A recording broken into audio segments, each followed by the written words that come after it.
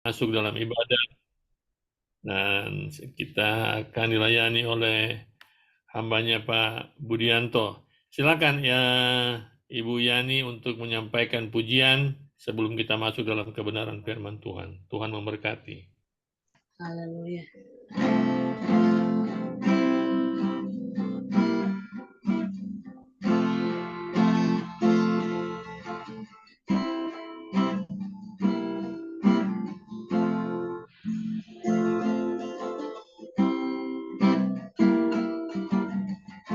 Ku beri kemuliaan dan hormat, ku angkat suara pujian, ku agungkan namamu, ku beri kemuliaan dan hormat, ku angkat suara pujian, ku agungkan namamu, sebab kau besar, perbuatanmu ajaib, tiada seperti Engkau.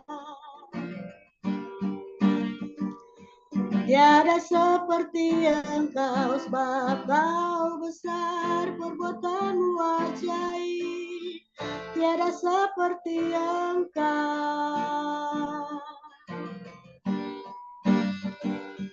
Tiada seperti Engkau.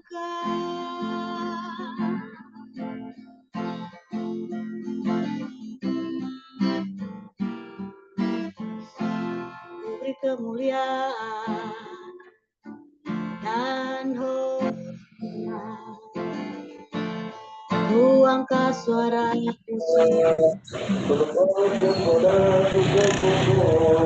kemuliaan dan hormat, ku angkat suara pujian, ku agungkan namamu, sebab kau besar, perbuatanmu ajaib, tiada seperti Engkau.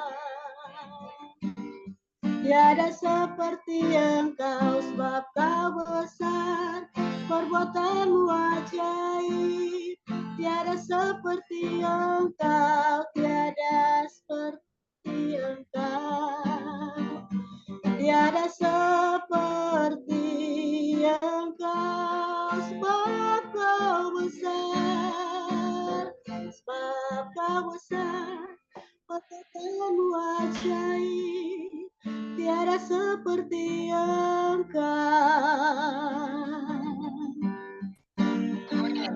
Tiada seperti Engkau, sebab kau besar, perbuatanmu ajaib, tiada seperti Engkau.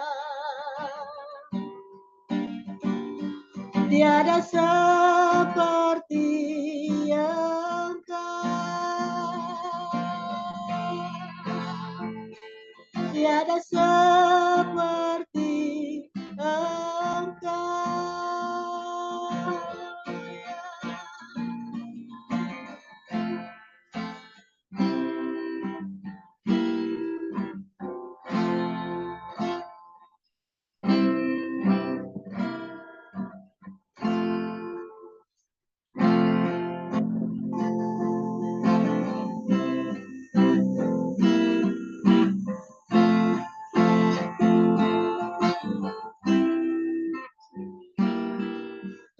Ku tak dapat lupakan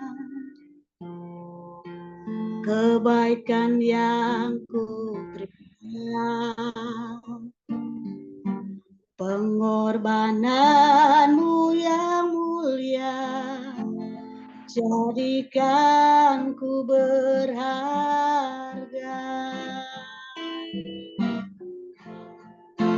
Kau tulus menerima aku apa adanya, kekuatan kasih-Mu nyata memulihkan hidupku.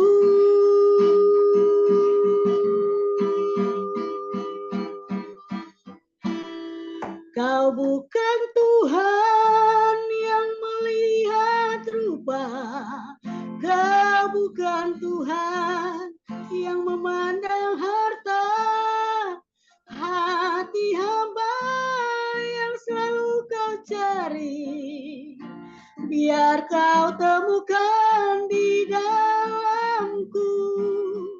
Selama ku hidup, ku mau menyembahmu, sebab engkau sangat berarti bagiku.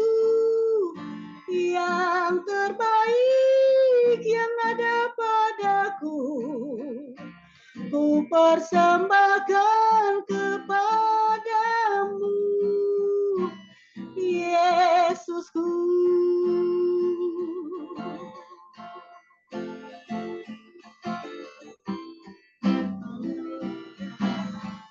Terima kasih Tuhan. Kau tulus menerima aku apa adanya. Kekuatan kasih-Mu nyata memulihkan hidupku. Kau bukan Tuhan, kau bukan Tuhan yang melihat rupa.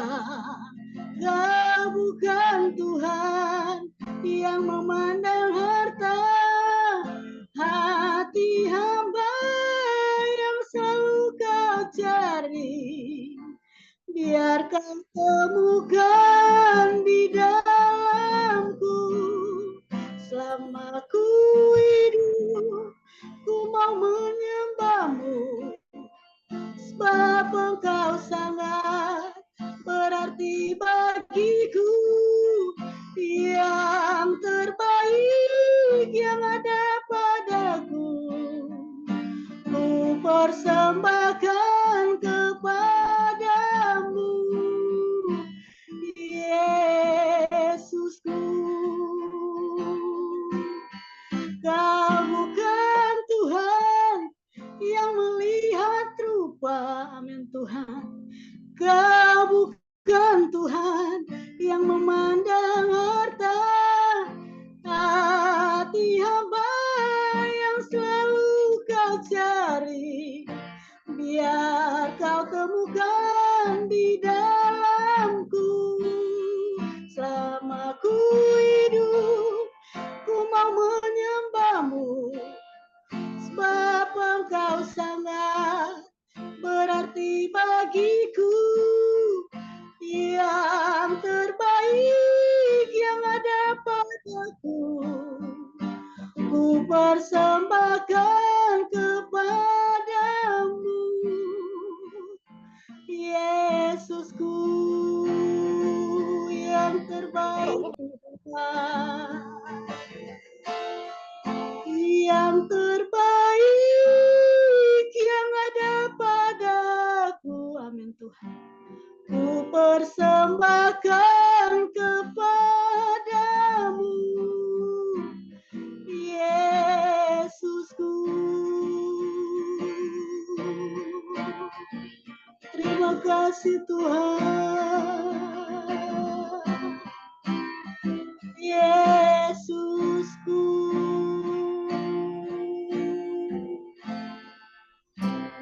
Haleluya, haleluya. Next.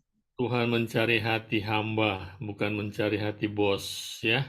Amin. Hati hamba yang selalu setia, hati hamba yang selalu mengikuti apa kata Tuhan, ya. Inilah yang menjadi kerinduan kita bersama malam hari ini, saudara. Biar kiranya Tuhan dapati hati kita semua adalah hati seorang hamba. Dan malam hari ini, saudara, kita akan dilayani oleh Pak Budianto dengan kebenaran-kebenaran firman Tuhan. Biar kita simak baik-baik, biar kiranya Roh Kudus akan menjelaskan lebih jauh pada kita semua akan kebenaran firman, agar kita didapati menjadi hati hamba yang selalu dicari oleh Tuhan. Puji Tuhan, saya berikan kesempatan buat Pak Budianto untuk menyampaikan kebenaran firman-Nya. Silakan Pak Budianto, Tuhan Yesus memberkati. Oke. Terima kasih Pak John. Selamat malam Bapak Ibu semua. Terima kasih Bu Yani buat penyembahannya. Saya diberkati dengan penyembahan tadi meskipun singkat ya, tapi kita mau sama-sama memberikan yang terbaik buat Tuhan. Ya, hari ini topik yang saya coba sharingkan adalah menghadirkan kerajaan Allah di keluarga dengan menghindari hidup dalam ketergesaan. Jadi minggu lalu ya, hari Minggu dibagikan di tengah-tengah ibadah di Abba Love Industry. Salah satunya adalah tentang menghadirkan kerajaan Allah di keluarga. Dan waktu saya coba refleksikan, bagaimana sih menghadirkan kerajaan Allah? Ini sorry, kameranya kok malah mati, bentar ya. Bagaimana menghadirkan kerajaan Allah di tengah-tengah keluarga? Salah satunya adalah dengan memberikan telinga, dengan memberikan hati untuk kita juga bisa mendengarkan pasangan, mendengarkan anak kita, mendengarkan orang-orang yang kita kasihi. Karena ketika kita belajar mendengarkan juga kita sedang berusaha memberikan yang terbaik buat orang-orang yang kita kasihi. Nah, kayaknya ada problem dengan kameranya. Oh, udah. Oke ya. Jadi kenapa ketergesaan itu menjadi salah satu topik yang penting meskipun jarang dibahas ya? Karena salah satu yang menghambat dalam kita mengalami pertumbuhan manusia roh, pertumbuhan rohani kita adalah ketergesaan. Ya. Kenapa? Ini bukan hanya saya yang katakan, tapi nanti kita akan lihat beberapa hamba Tuhan juga menyampaikan tentang hal ini. Apa sih yang dimaksud dengan ketergesaan? Tentunya setiap kita punya kesibukan. Ya, kalau kita buka sama-sama di Matius 14 ayat 13, saya minta seorang ibu boleh bacakan Matius 14 ayat 13, Bapak atau Ibu boleh? Yang ada Alkitab atau di handphonenya boleh bacakan Matius 14 ayat 13, silakan.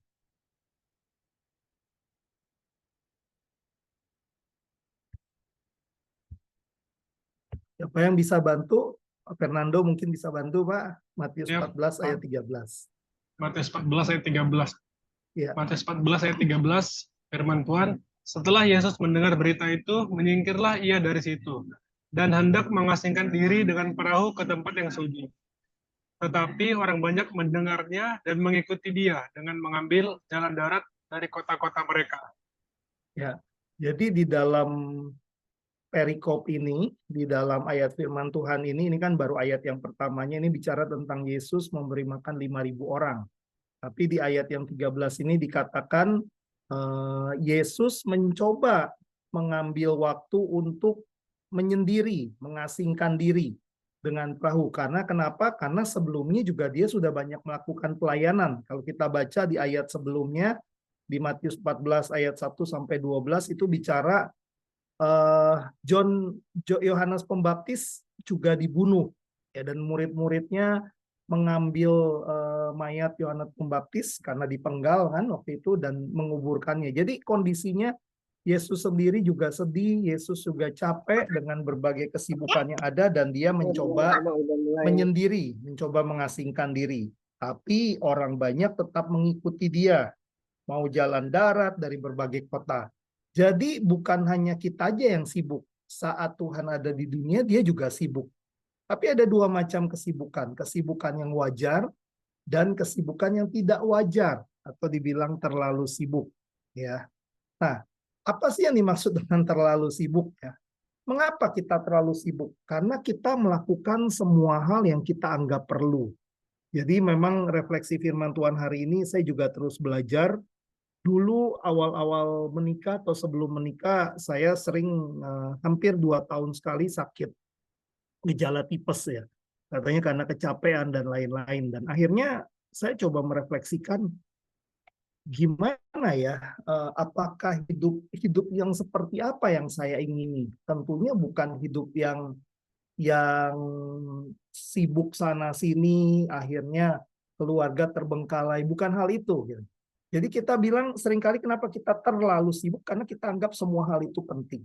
Yang kedua adalah karena kita ingin menyenangkan semua orang.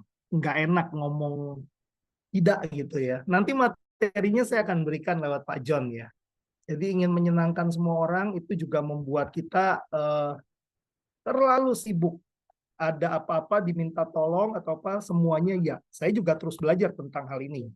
Yang ketiga adalah tuntutan pekerjaan. Ya sekarang pekerjaan begitu challenging ya, mau yang waktu saya keluar dari kantor dan mulai sebagai konsultan, saya berpikir wah kayaknya lebih punya waktu. Ternyata enggak juga ya, banyak kesibukan. Terus lagi tuh kadang-kadang business owner juga, Pak bisa gak ketemu hari Sabtu atau hari Minggu, gitu. Tuntutan pekerjaan. Tapi saya juga terus belajar lewat proses ini. Atau kita nggak punya tujuan hidup yang jelas, sehingga kita nggak bisa ngatur prioritas. Karena semuanya dipegang, dan apa sih yang membedakan kita dengan orang lain? Apa sih yang Tuhan mau lakukan dalam hidup kita? Kita nggak tahu, sehingga kita jadi begitu sibuknya, ya tidak bisa mengatur prioritas. Nah, yang terakhir adalah sibuk dengan gadget. Nah, kadang-kadang gadget ini juga membuat jauh yang dekat dan membuat dekat yang jauh. Jangan-jangan dengan gadget sekarang pemandangan yang hampir umum ya. Kalau kita pergi ke restoran atau apa sekeluarga makan bareng, tapi sibuknya hanya ketika makan. Sebelum makan atau sesudah makan udah pada sibuk dengan handphone sendiri-sendiri. Kadang-kadang ngenes juga ya ngelihatnya, ngeluangin waktu duduk bareng, fisiknya bareng, tapi pikirannya, otaknya, rohnya mungkin nggak bareng, lagi pada sibuk masing-masing ya dengan gadget. Ini yang membuat kita terlalu sibuk. Nah, dampak terlalu sibuk apa? Kelelahan, burnout. Yang saya sempat katakan tadi, saya sendiri pernah mengalami hampir 2 tahun sekali, gejala tipes, dan saya bilang, bukan hidup seperti ini yang saya mau. Kedua, mudah emosional. Katanya ada istilah senggol dikit, bacok gitu ya. Jadi karena kita begitu sibuk, kita jadi mudah tersinggung, mudah marah. Ya. Begitu juga saya alami, misalnya ketika saya lagi padat banget, anak saya nanya apa, jadi hal yang sensitif. Jadi bawaannya marah. Padahal ketika saya pikir lagi, iya ya, sebenarnya bukan hal yang gimana banget ya, kenapa saya jadi gampang marah, mudah emosional.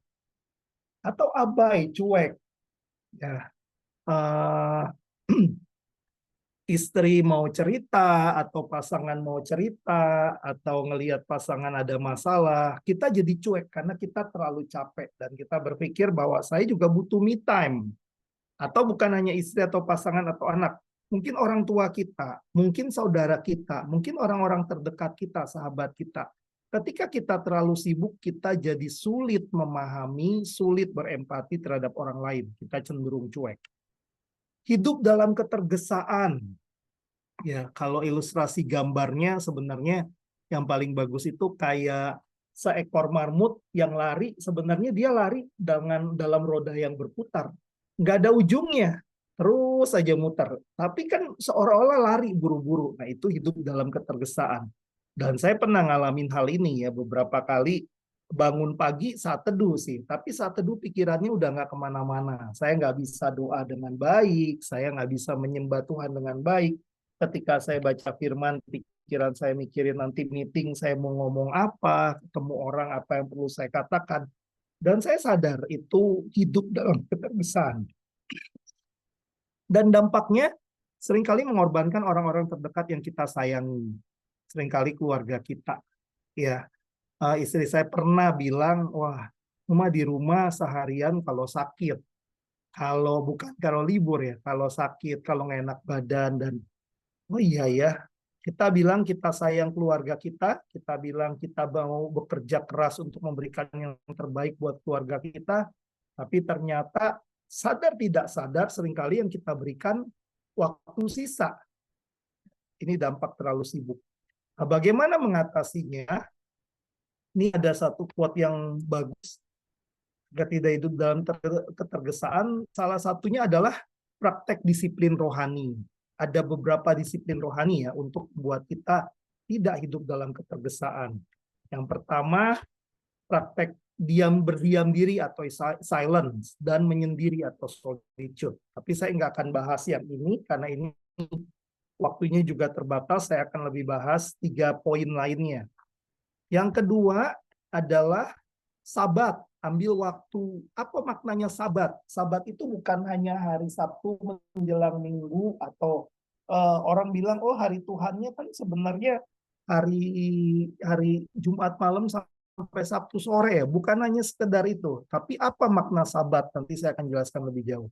Mengambil waktu Sabat, waktu jeda, waktu berdiam diri. Yang ketiga adalah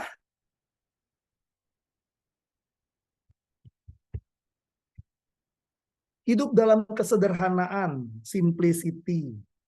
Ya, ada diskusi yang menarik antara istri saya dengan anak saya, terutama yang perempuan yang 15 tahun.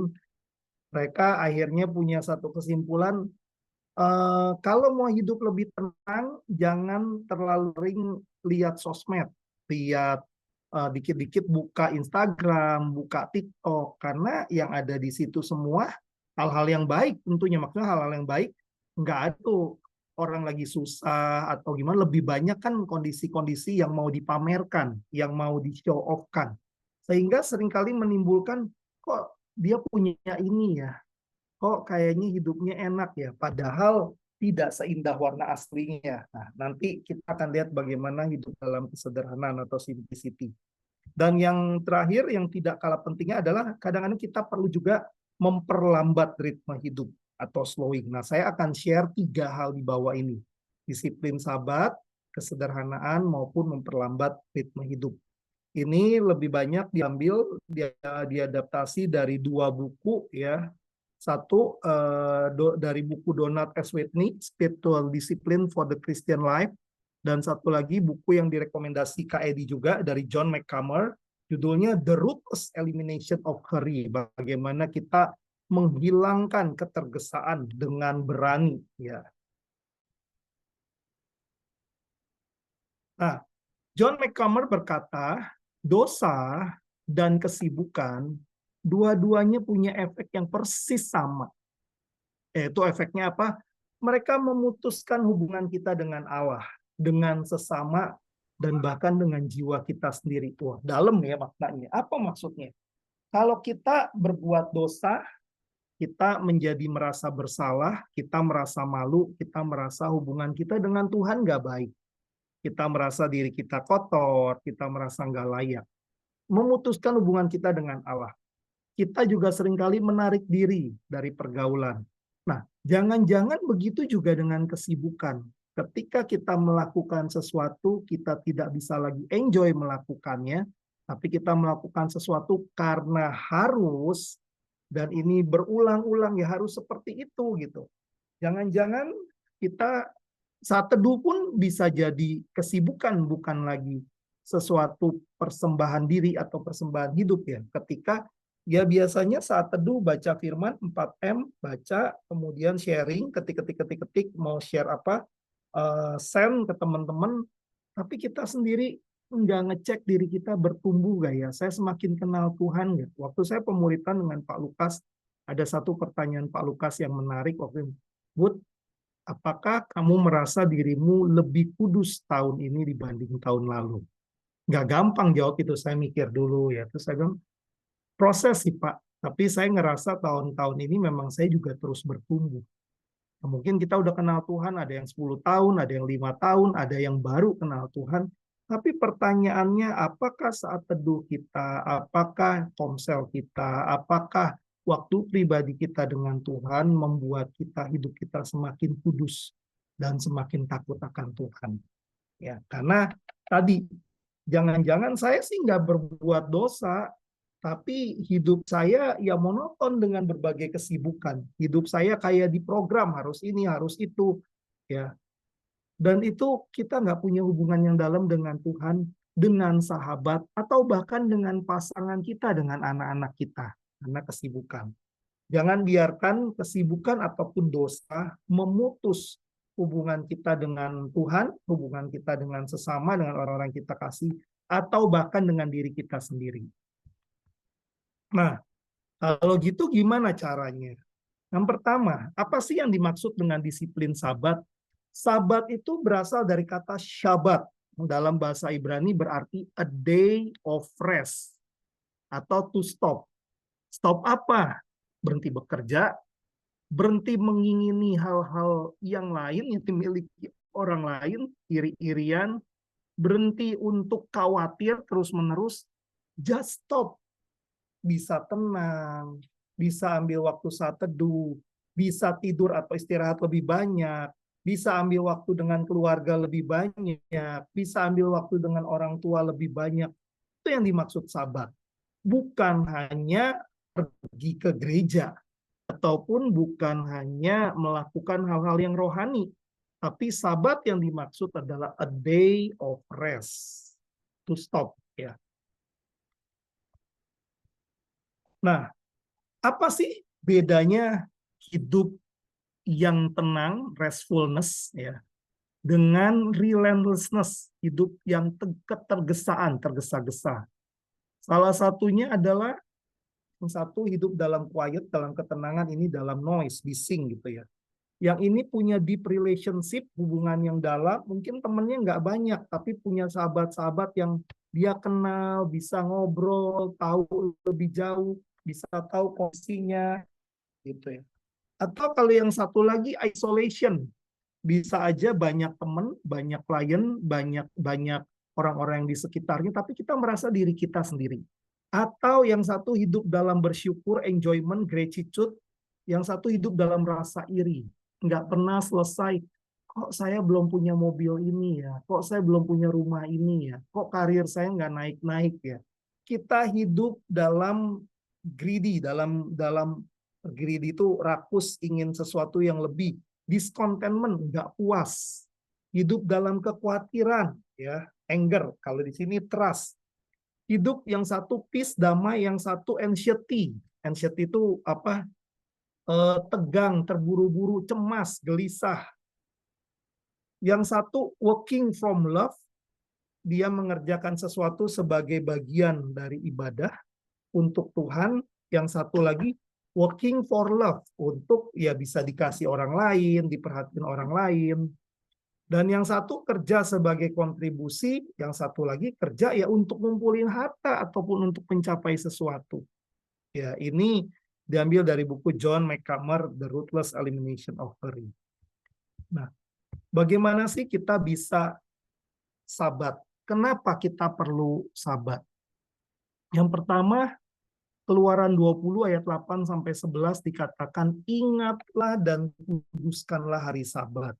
Dan kita nggak bisa bilang bahwa oh itu kan perjanjian lama. Tuhan Yesus sendiri bilang bahwa dia datang bukan untuk meniadakan satu titik pun dari perjanjian lama. Jadi apa yang Tuhan firmankan di perjanjian lama untuk kita belajar mengingat dan menguduskan hari Sabat, itu juga masih berlaku sampai saat ini. Yang kedua, Sabat sebagai peringatan, Ulangan 5 ayat 12 ayat sampai 15. Nah, kita baca ada kalau ayat yang ini ya. Kita baca Ulangan 5 ayat yang ke-12 sampai ayat yang ke-15. Saya minta siapa ya? Bu Sarah Sembiring boleh tolong bacakan, Bu? Ada Alkitabnya atau di handphone? Ulangan 5 ayat 12 sampai 15.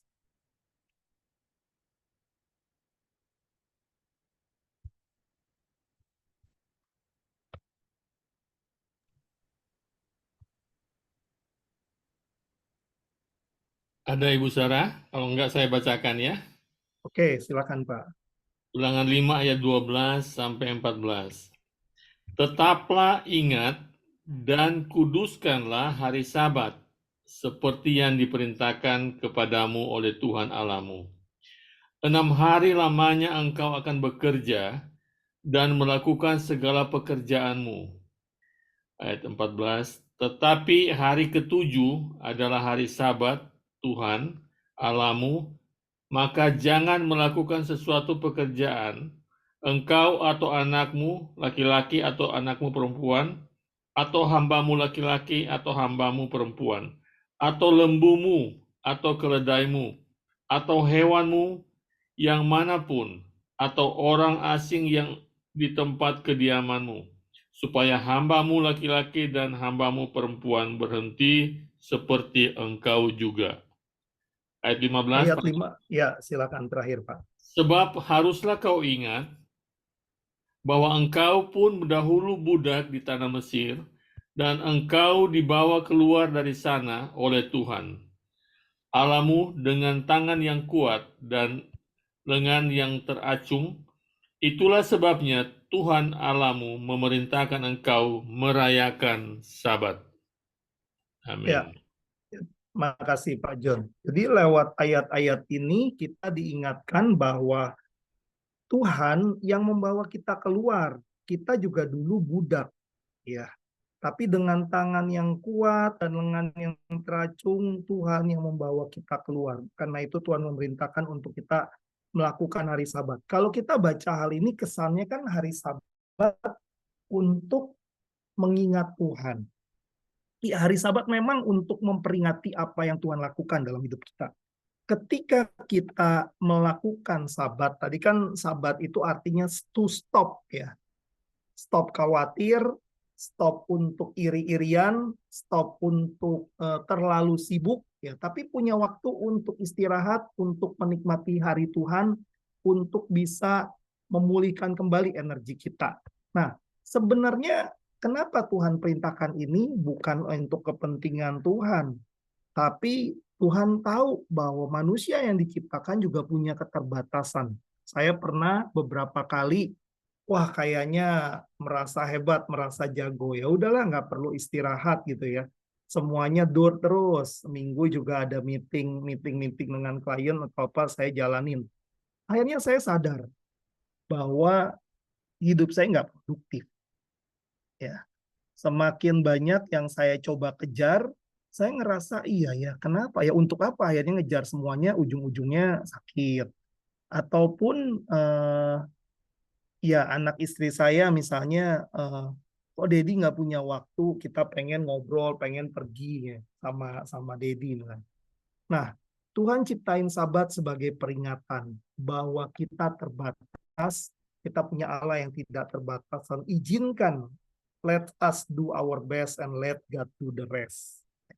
Ketika kita melakukan yang terbaik, biar Tuhan yang sempurnakan apa yang kita lakukan. Sabat sebagai peringatan.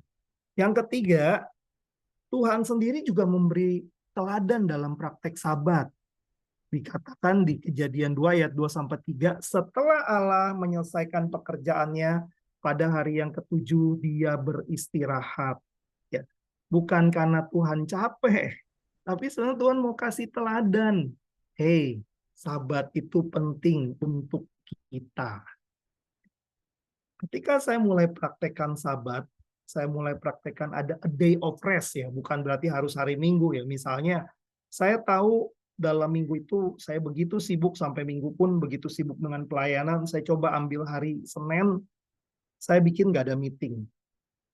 Atau hari itu nggak bisa nih, Senin udah ada beberapa meeting, saya diambil hari Selasa, saya bikin untuk saya nggak full dengan meeting, tapi saya punya waktu untuk tidur lebih panjang, punya waktu untuk menjurnal, mencatat saat teduh saya lebih lengkap.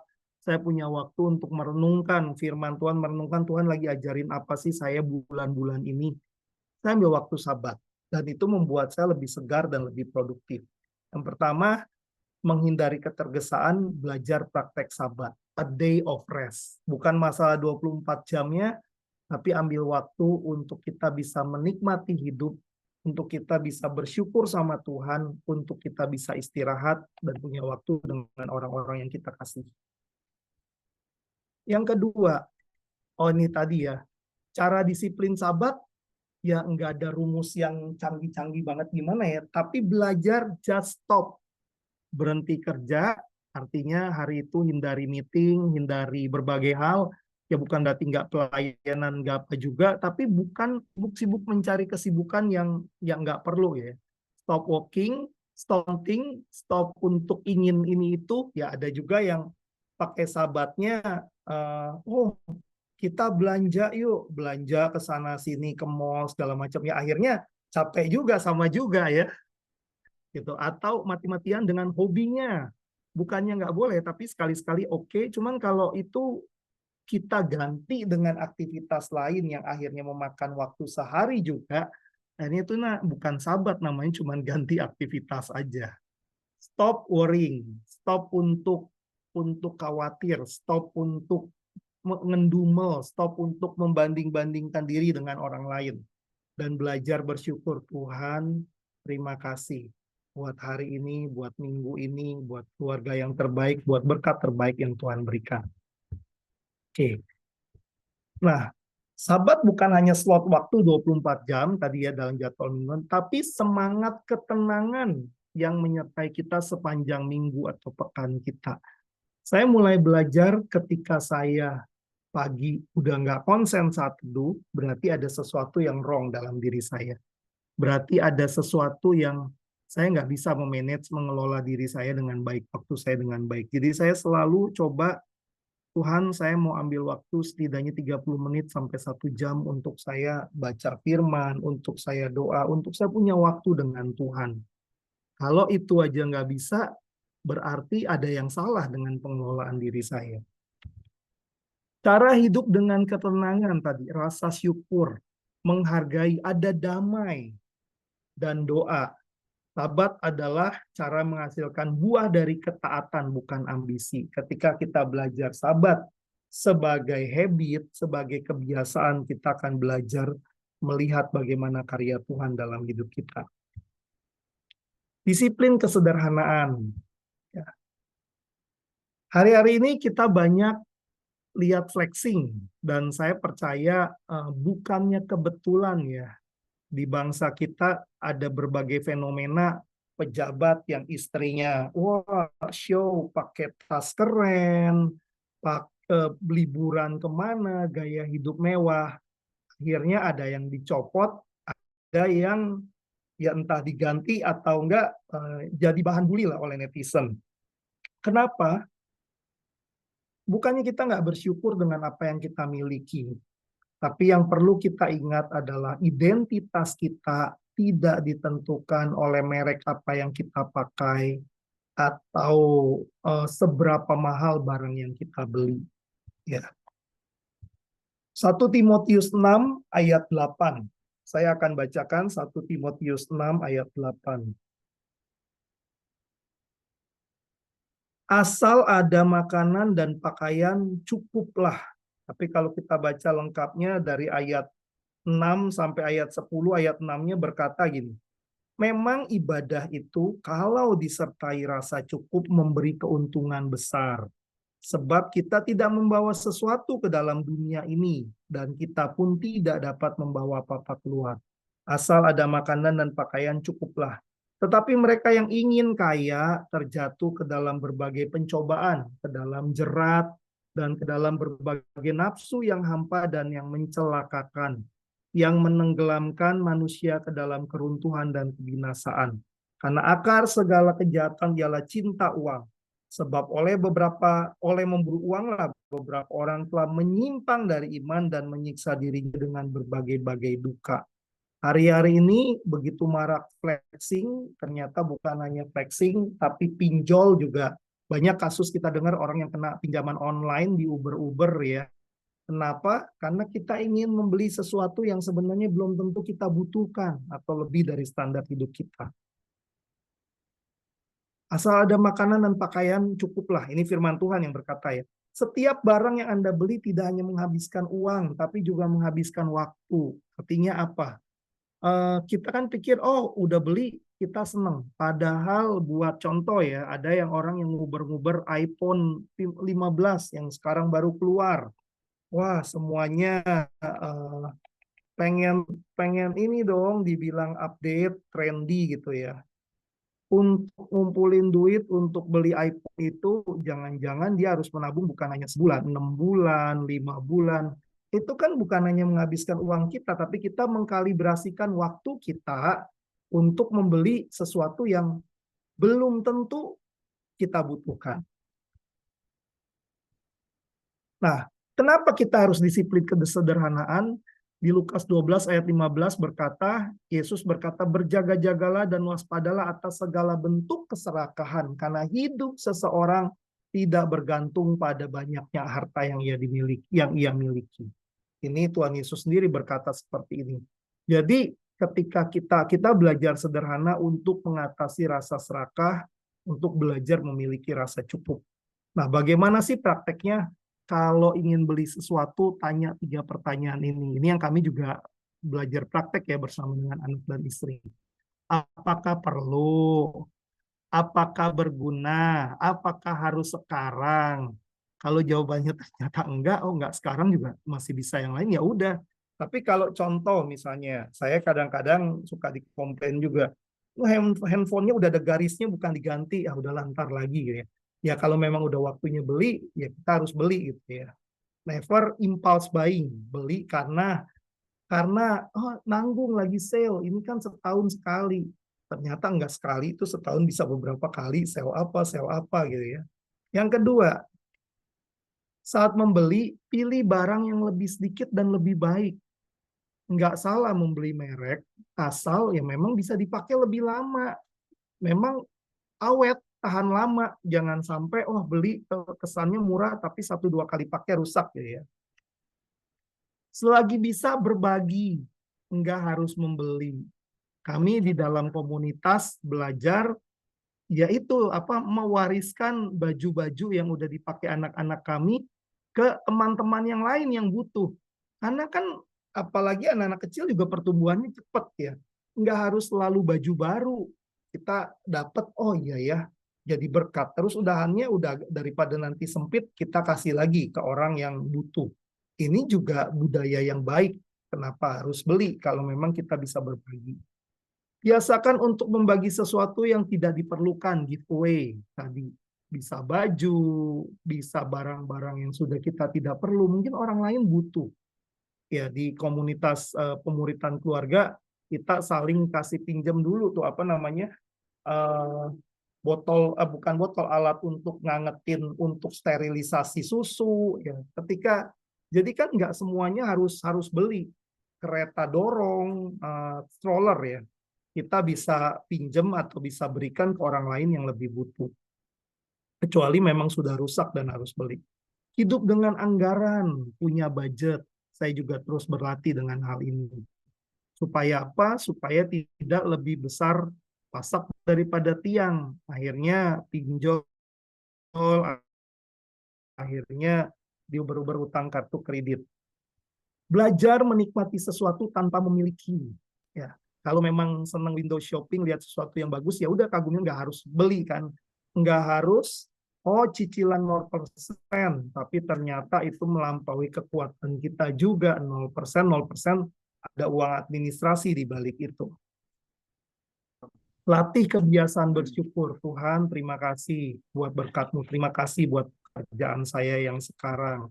Kembangkan kebiasaan untuk mengapresiasi kesenangan yang sederhana. Contoh ya, liburan bersama keluarga atau waktu luang bersama keluarga harus pergi ke luar negeri atau sesuatu yang mahal.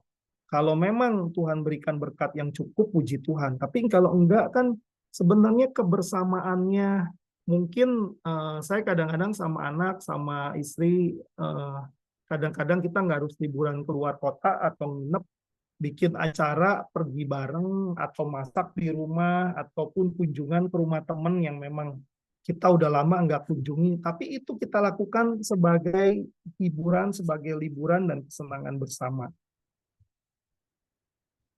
Jangan jadi korban iklan, ya jangan jadi korban sale. Jangan taruh identitas pada apa yang kita pakai atau miliki. Nikmati hidup dalam kesederhanaan, no flexing ya. Jangan, wah nanti Instagram gue nggak keren, belum pernah foto di tempat yang Instagramable, kata teman-teman, kan nggak harus juga. Apa yang dimaksud dengan disiplin memperlambat ritme hidup atau slowing down? Disiplin untuk mengatur ritme hidup agar kita tidak terjebak dalam ketergesaan kayak tadi. Saya pernah dalam sehari ada 8 meeting, Zoom maupun offsite, dan waktu itu tuh begitu selesai meeting jam 9 malam, kayaknya badan udah remuk, semua udah capek gitu. Saya tahu beberapa kali seperti itu, wah ini nggak sehat. Kenapa ya? Dengan alasan tadi kan, oh nanti kan nggak enak sama klien, kan ada berkat jangan ditolak gitu ya. Akhirnya saya belajar untuk mengatur ritme hidup. Ketika saya tidak bisa punya waktu saat teduh 30 menit sampai 1 jam dalam sehari, berarti ada yang salah dengan hidup saya. Ketika dalam 1 minggu saya nggak punya waktu 2 sampai 3 kali untuk ngobrol dengan istri, ngobrol dengan anak, saya enjoy waktu-waktu ngobrol dengan mereka, bercanda atau main dengan anak yang kecil gitu, yang 8 tahun. Berarti ada sesuatu yang wrong dalam hidup saya. Saya belajar untuk mengatur ritme hidup. Mazmur 34 ayat 9 sampai 10 berkata, "Kecaplah dan lihatlah betapa baiknya Tuhan itu. Berbahagialah orang yang berlindung kepadanya." Waktu saya renungkan ayat ini kok dibilang kecaplah ya dan lihatlah. Kalau orang makan buru-buru biasanya berasa enak gak? Belum tentu. Karena kita nggak punya kesempatan mengecap. Kita nggak punya kesempatan, ya kayaknya kalau bisa kunyah telan. Akhirnya kita nggak nikmatin. Tapi Mazmur 34 ayat 9 sampai 10 ini bilang, kalau mau melihat kebaikan Tuhan, mau merasakan kebaikan Tuhan, kita diminta untuk mengecap dan melihat. Mengecap dan melihat itu, kayak orang kita nikmatin dan kita lihat sekeliling. Kita punya waktu untuk menghirup udara, kita punya waktu untuk lihat kanan kiri. Baru kita menyadari, oh iya ya Tuhan baik. Berbahagialah orang yang berlindung padanya. Apa hubungannya kecaplah dan lihatlah dengan orang yang berlindung padanya? Artinya orang yang bersyukur, orang yang tahu mengecap dan melihat kebaikan Tuhan, dia akan sadar bahwa segala sesuatu terjadi karena anugerah Tuhan. Bukan karena kemampuan kita, bukan karena kehebatan kita. Takut akan Tuhan, hai orang-orang yang kudus, sebab tidak berkekurangan orang yang takut akan Dia. Jadi ayat ini sengaja ditulis untuk, hey, kecap dan lihat kebaikan Tuhan, nikmati kebaikan Tuhan, dan takut akan Tuhan. Artinya bukan hanya hormat sama Tuhan ya, tapi kita punya iman, kita berpegang pada Tuhan bahwa kalau kita melakukan yang terbaik, kita nggak males-malesan, tidak akan berkekurangan orang yang takut akan Dia. Tapi bukan berarti kita santai-santai aja ya. Ketika kita mau belajar memperlambat ritme hidup, kita akan melihat pemeliharaan Tuhan dalam hidup kita. Dan saya juga belajar tentang hal ini. Mengapa kita perlu disiplin memperlambat ritme hidup? Kalau kita bisa, untuk kita dapat mengecap dan melihat kebaikan kita. Kalau enggak, kita gimana caranya kita mengecap menikmati kebaikan Tuhan? Ya kalau kita tidak, kita dalam keadaan terburu-buru. Nah, bagaimana sih memperlambat ritme hidup? Satu, jangan main HP sambil nyetir. Ya, wah saya multitasking. Wah, tapi itu membahayakan semobil. Yang kedua, kalau ada janji meeting, ini saya juga belajar. Hadir 10 menit, event itu di Zoom. Minimum 10 menit lebih awal. Jangan mepet-mepetin, ya saya sering diingetin teman-teman saya, tim saya, jangan terlalu mepet bu meetingnya. Meeting ini kelar, tek langsung lanjut lagi, nggak ada waktu untuk nafas, kadang-kadang telat lagi. Nah itu juga tidak menghargai orang yang kita ajak meeting. Yang ketiga, kuasai HP atau gadget, detox gadget. Saya belajar usahain di atas jam 9 malam, udah nggak pegang handphone. Ini waktunya untuk saya ngobrol dengan anak, dengan istri. Minggu nggak tiap kali tuh ngerasa tek harus jawab. Ya, saya biasanya coba atur waktu, setidak-tidaknya jawab WA.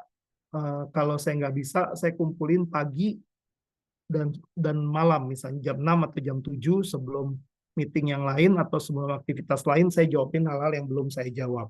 Kuasai HP atau gadgetmu, detox gadget. Matikan HP hingga selesai saat teduh. Ya, waktu kita saat teduh alasannya, oh ini yang saya alamin. Kan Alkitabnya di handphone. Saya akhirnya pakai Alkitab real, Alkitab buku. Karena kadang-kadang baru baca 1-2 ayat, saya buka WA, saya buka Instagram saya buka Telegram, saya buka yang lain. Sehingga ini sebenarnya saya sedang berdialog dengan Tuhan, saya sedang diskusi, atau saya sedang nyambi ya saat teduhnya ya. Makanya saya putusin pagi saat teduh, setengah jam sampai 1 jam, tidak buka laptop, hanya benar-benar pakai Alkitab real ya, dan buku saat teduh, buku jurnal. Sampai saya menikmati waktu-waktu saat teduh. Tentukan waktu untuk membalas email atau sibuk dengan sosmed. Bukannya nggak boleh lihat sosmed, tapi tentuin waktunya. Jangan dikit-dikit, notifikasi on 24 jam. Sampai akhirnya kita diperbudak oleh sosmed kita atau oleh HP kita.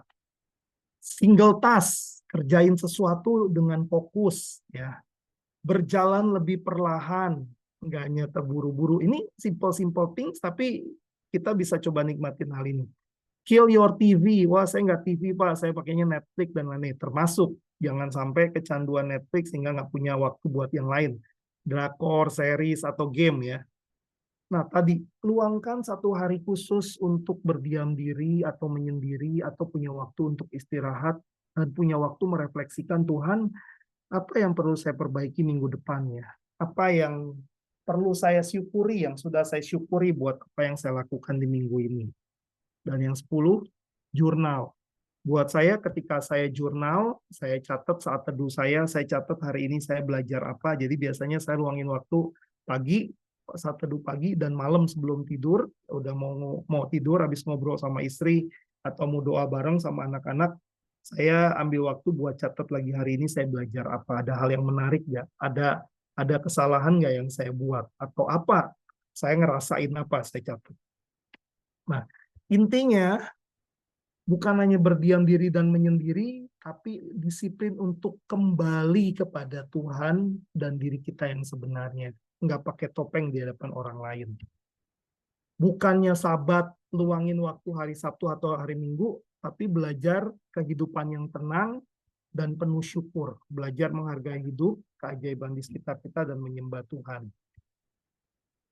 Bukan disiplin kesederhanaan, tapi kebebasan dan fokus pada yang paling penting. Yang nggak perlu, ya nggak usah dibeli, nggak usah dimiliki. Bahkan bukan hanya melambat, tapi untuk merasakan, oh iya saat ini ya, Tuhan ada ya, kehadiran Tuhan, dan nikmatin waktu-waktu ngopi, enjoy dengan teman, ngobrol, ataupun waktu-waktu bersama keluarga. Bukan hanya fisiknya ada, tapi pikiran kita kemana-mana. Dan tujuannya ini bukan 1-2 kali, bukan mengejar kesempurnaan, tapi ini disiplin. Sambil saya nyiapin ayat ini juga, saya sambil ketawa sendiri, sambil lihat, oh iya ya, yang ini saya belum, yang ini saya masih bolong. Saya juga terus merefleksi bahwa, oh iya ya, bukan Tuhan yang butuh sabat, bukan Tuhan yang butuh kita berdiam diri, tapi Tuhan berikan ini untuk kita, supaya kita lebih produktif, supaya kita terus ingat bahwa apa yang kita lakukan, yang kita capai, bukan hanya hasil perjuangan kita, tapi karena kasih karunia Tuhan dalam hidup kita. Semoga ini menjadi berkat. Kalau mau ada pertanyaan diskusi, silakan. Ini juga boleh difoto, nanti boleh jadi pertanyaan diskusi dengan pasangan. Nanti yang jawab kan, kalau kita ngelihatnya saya nggak sibuk, tapi istrinya bilang, iya kamu sibuk, gitu ya. Atau suaminya bilang, kamu terlalu sibuk. Nah, dari contoh-contoh tadi, mau mulai praktek yang mana sih gitu ya untuk menghindari ketergesaan. Karena bukan seberapa banyak yang kita dengar yang mengubahkan hidup kita, tapi seberapa banyak firman Tuhan yang kita praktekkan, itu yang memerdekakan dan mengubahkan hidup kita. Yuk kita satu dalam doa. Kami bersyukur Bapa buat malam hari ini, kalau Engkau berbicara pada hamba, Engkau berbicara pada teman-teman di tempat ini, untuk kami tidak hidup dalam ketergesaan. Kami belajar untuk menikmati hidup, mensyukuri setiap hal-hal yang Tuhan berikan dalam hidup kami, pekerjaan, bisnis, keluarga yang terbaik, istri, suami, anak-anak, orang tua yang terbaik yang Tuhan berikan. Ajar kami Tuhan, untuk kami belajar mengasihi mereka bukan hanya dengan apa yang kami miliki, tapi kami mengasihi mereka dengan waktu kami. Kami mengasihi mereka dengan telinga kami. Terutama kami juga mengasihi Engkau Tuhan lewat kami punya waktu untuk berdoa, untuk merenung, untuk mendengar Engkau berbicara dalam hidup kami. Karena kami tahu Tuhan, kami butuh Engkau. Kami tahu Tuhan Engkau yang sudah begitu baik buat hidup kami. Dan kami mau belajar untuk menghormati Engkau lewat hidup sesuai yang Tuhan inginkan. Terima kasih Bapak, pimpin hamba, pimpin setiap teman-teman yang ada di tempat ini, untuk kami jadi pelaku-pelaku firman dan bukan hanya pendengar firman. Dan Tuhan yang memampukan kami untuk kami mempraktekannya. Dalam nama Yesus, kasih karunia-Mu menyertai kami. Amin. Terima kasih Pak Budi Yanto, luar biasa ya. Malam ini saya percaya hampir semua kita yang ada di tempat ini terkena mata panah dari kebenaran firman Tuhan ya. Hampir semua kita ini terlibat dalam begitu banyak kesibukan, khususnya saya ya. Kita sekarang masih baru sedang hangat-hangatnya istilah quality time ya. Quality time ini ternyata sangat penting. Saya hari ini Pak ada di Bandung. Diajak oleh anak saya dan cucu saya. Ya, saya dengan istri dan anak saya, anak mantu dan cucu. Mereka sudah 2 hari berlibur dan saya nyusul hari Rabu ini sampai dengan Jumat baru kembali. Pak John. Saya coba belajar untuk quality time dengan keluarga ya. Saya selama menikah, saya banyak traveling, kurang lebih 1 bulan 10 hari saya ada di rumah. 20 hari saya ada di luar rumah, Pak. Ya, terbang, investasi di sana sini, akhirnya dalam 1 kali diketok semua hilang, ya. Dan saya ada menulis sebuah buku, Pak. Akhirnya waktu dalam penjara saya ada tulis sebuah buku, yaitu judulnya Manusia, Apa Yang Engkau Cari. Ya, kita mengejar segala harta yang akhirnya kita tidak bisa bawa pulang, Pak. Saya selalu menghadiri, melayat orang-orang, teman-teman yang meninggal ya, dan saya tidak pernah temukan, di dalam peti mati mayatnya yang kaya maupun yang miskin itu mereka membawa perhiasan, tidak ada. Hanya tangan kosong, paling banter, ada pegang sekuntum bunga di dadanya. Ya, jadi, sia-sia. Saya punya kakek yang engkong, dia bilang begini ke papa saya, manusia itu 2 kaki, uang itu 4 kaki katanya. Jadi semakin kita kejar, tidak pernah selesai, kita tidak bisa menang mengejar uang. Saya ada candaan dengan teman-teman ya, kalau orang yang kerja terus, itu orang miskin namanya katanya. Ya, karena mereka masih kurang, Pak. Mereka masih terus kerja cari duit, karena masih kurang. Kalau orang yang kaya katanya yang sudah nggak kerja, sudah pensiun itu orang kaya, sudah nggak cari duit. Ya, ini candaan-candaan yang saya pikir ada benarnya, Pak, ada benarnya. Dan saya sudah beberapa bulan ini tidak melakukan banyak aktivitas ya, paling saya olahraga dan ya pelayanan setiap pagi di Koramdeo ya. Jadi malam hari ini saya percaya ada banyak di antara peserta yang hadir, ada 30 orang lebih ya, yang punya pertanyaan bagaimana sih mengatur ritme hidup ini, dan apa yang sebenarnya kita cari. Kalau akhirnya yang kita cari itu tidak pernah kita bawa pulang, malah kita kehilangan waktu yang banyak dengan orang-orang yang terdekat dengan kita karena kesibukan. Ini refleksi malam hari ini sangat luar biasa. Saya berikan kesempatan buat teman-teman yang ingin mengajukan pertanyaan kepada Pak Budi atau mencarikan solusi dari kesibukan saudara-saudara, silakan. Ya, tidak tertutup kemungkinan, pasti saya yakin ada banyak yang terlalu sibuk ya untuk mencari nafkah. Nggak salah ya, tapi kita harus punya quality time, punya waktu rest yang baik dengan Tuhan, dengan keluarga khususnya ya. Karena ada satu waktu kita ingin beristirahat, tapi sudah nggak bisa, kita tidak punya waktu banyak, kita ada di rumah sakit, malah menyusahkan keluarga yang ada. Saya banyak melihat contoh-contoh yang ada. Ayo teman-teman yang ada malam hari ini sudah dengar kebenaran firman, silakan mau bertanya. Izin tanya, silakan Astriani.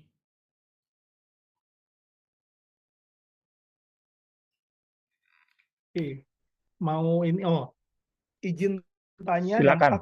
dampak dari terlalu sibuk, apakah membuat kita tidak bisa menguasai diri?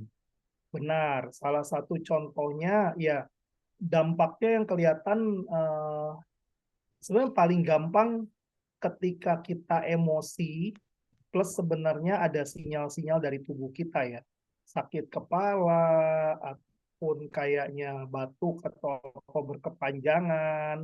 Oh ya, biasanya secara fisik juga sebenarnya Tuhan ciptakan tubuh kita luar biasa. Dia akan kirim sinyal ketika kita memang sudah apa ya, sudah terlalu jauh lah.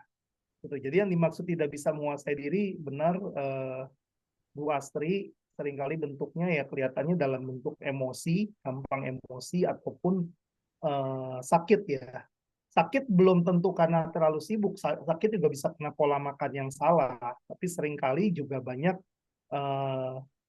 lupa makan, sampai GERD, sampai asam lambung, itu juga beberapa hal lah, banyak hal tiap kita mungkin punya reaksi yang berbeda. Oke, Astriani sudah cukup menjawab ya. Dampak dari terlalu sibuk. Silakan yang lain. Pak Chandra. Ya, thank you Pak Budianto, thank you Pak John. Saya rasa Ya. topik hari ini luar biasa menarik ya, buat kita profesional, buat kita kerja dimanapun kita berada lah ya. Saya rasa ini satu teguran, ini. Saya cuma mau bertanya begini Pak Budianto. Menurut saya topik malam hari ini kita harus berimbang ya. Work-life balance artinya ya. Tadi Pak John tersebut katakan lagi ngetren apa Pak John? Lagi ngetren waktu Quality time. quality time ya. Tapi di Singapura ini lebih banyak katakan work-life balance. Alright, saya cuma mau bertanya begini Pak Budianto. Bagaimana tanggapan Bapak mengenai kata-kata seperti ini ya? Alon-alon asal kelakon itu udah nggak berlaku saat ini. Di era globalisasi, di era digitalisasi, di era serba cepat ini. Right? Jadi orang berkata, apalagi di Singapura ya, semuanya serba cepat segala macam. Di saat ini yang paling tepat adalah cepat dan tepat, cepat dan tepat ya, cepat jangan cepat ngawur, tapi cepat dan tepat. Bagaimana tanggapan Pak Budi mengenai hal ini? Karena tadi bahannya itu meminta kita mengerem, ya, meminta kita mengerem, which is nggak salah. Saya tahu saya itu imbangi itu dengan work-life balance yang tadi saya sebutkan. Silakan Pak Budianto. Ya, saya setuju Pak. Kalau saya juga bukan penganut alon-alon asal kelakon gitu ya. Jadi sebenarnya waktu itu ada yang menarik gini. Kan ada yang bertanya soal work-life balance waktu saya diminta buat suatu event. Waktu itu beberapa direktur Kalbe ya, dengan salah satu mentor saya Peter Chow dari Eagles, kebetulan di Singapura juga. Nah, pertanyaannya menarik. What do you think about work-life balance and how to manage it? Gimana, apa pandangannya tentang work-life balance dan bagaimana mengelola itu gitu ya. Terus dia kasih contoh yang menarik, dia langsung bilang gini. Saya bukan percaya work-life balance. Kata Peter nih ya. Saya percaya prioritizing dan all out. Jadi misalnya dia kasih contoh, apakah yang dimaksud dengan work-life balance ketika ada di kantor 8 jam, terus kita bagi, di rumah harus kurang lebih sama nih, atau enggak, waktunya mesti sama juga lah, work hard, play hard gitu ya. Kan bukan itu juga, ketika ada di kantor, pastikan you 100% ada di kantor. Jangan lagi ada di kantor, tapi pikirannya mungkin lagi hangout sama teman atau lagi apa, sehingga kita nggak maksimal gitu. Jadi bukan alon-alon ya. Saya juga belajar apa yang perlu dikelarin hari ini, ya kelarin hari ini gitu. Terus tapi juga jangan sampai ketika ada di rumah, orangnya di rumah, pikirannya di kantor karena bawa pulang kerjaan, yang masih apa namanya, pokoknya akhirnya diajak ngomong nggak nyambung lah. Saya bersyukur punya istri yang luar biasa. Kalau pas ngobrol dia suka tanya, lu nyimak gak sih? Nyimak dong. Coba ulangin apa yang tadi diomongin gitu ya. Ya itu yang saya coba praktekin. Jadi kalau memang ada hal-hal yang perlu kita kerjakan harus selesai hari ini, ya ketika bawa pulang, gimana kita ngelola waktunya sesudah mereka tidur atau apa ya, ada sedikit pengorbanan lah. Jadi saya setuju, bukan masalah alon-alon asal pakon, tapi be 100% at what you do today. Yes. Kalau lagi ya tadi ada di rumah, ya manfaatin waktu benar-benar di rumah dengan keluarga. Kalau lagi di kantor ngerjain sesuatu dengan baik, ya kerjain dengan baik, dengan sebaik mungkin lah. Kalau 3 ayat 2-3, karena apapun yang kita kerjakan kan bukan hanya untuk bos atau untuk orang lain ya, tetapi untuk Tuhan. Tapi Amin. di sisi lain, saya belajar juga bilang, aduh kalau punya klien BUMN, state owned company ya di Indonesia, sulit lah untuk say no. Kalau mereka panggil hari Minggu atau hari apa ya harus mau gitu ya. Nah saya belajar ya. Ada waktu saya bilang, wah ini kayaknya nggak sehat nih.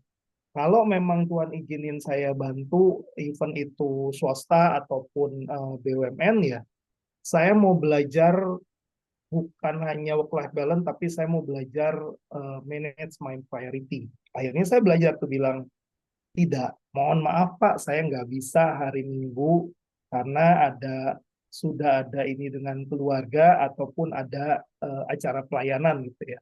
Dengan harap-harap cemas nih kehilangan order nggak ya? Tapi karena saya tahu saya tulus berikan apa yang saya bisa, yang terbaik ya, akhirnya so far sih jalan terus ya. Dan itu saya belajar.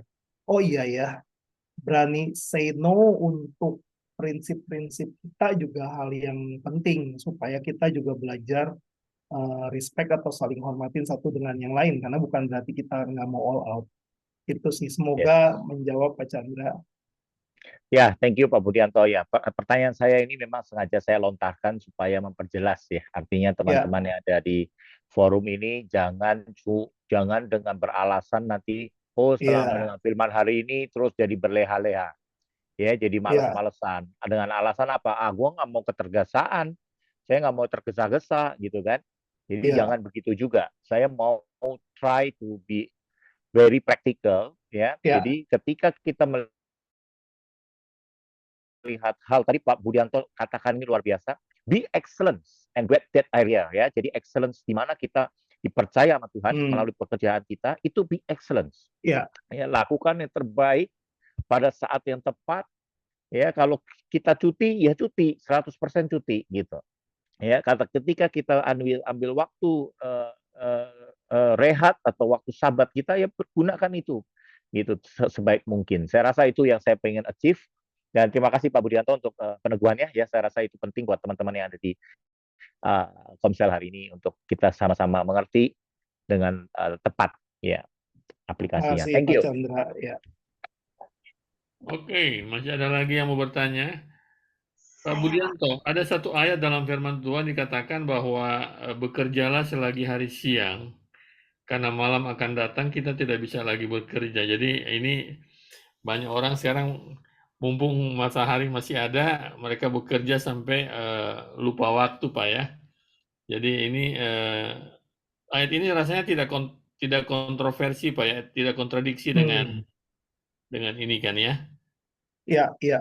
Jadi bukan berarti, makasih Pak John, tajam sekali ya pertanyaannya ya. Jadi saya percaya ayat firman Tuhan itu kadang-kadang look like paradoks, hal-hal yang bertentangan satu dengan yang lain, tapi sebenarnya kalau kita pelajari lebih lanjut, tidak, konteksnya apa gitu ya.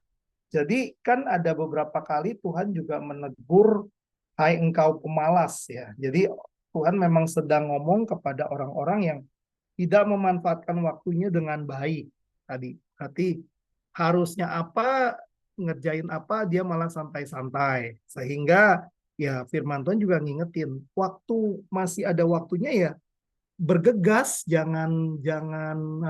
bukan berarti slowing down tadi itu kita nyantai-nyantai ya, bukan diterjemahkan seperti itu. Tapi slowing down tadi artinya kita sebenarnya bisa lebih memilah-milah.